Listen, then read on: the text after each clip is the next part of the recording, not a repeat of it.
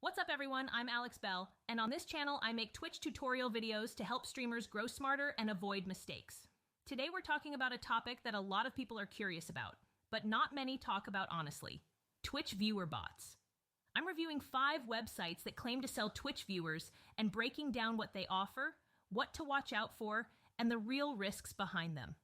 My goal is to help you understand how these services work, so you can make informed decisions and protect your channel.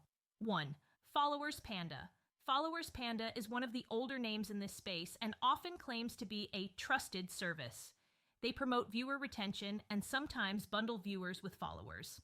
Streams maintain a consistent viewer count during sessions. Overall rating 4.252. Famewick.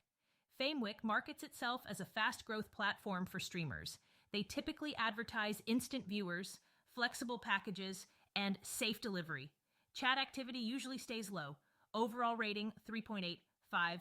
3. Viewbotter. Viewbotter focuses heavily on raw viewer count increases. These services often appeal to new streamers who want to cross affiliate or visibility thresholds.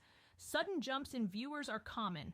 Overall rating 3.554. Stream boosts. Stream boosts usually advertises itself as a growth accelerator. You'll often see promises like realistic viewers or algorithm-friendly traffic. Low engagement hurts discoverability. Overall rating 3.955. Viewer Forge.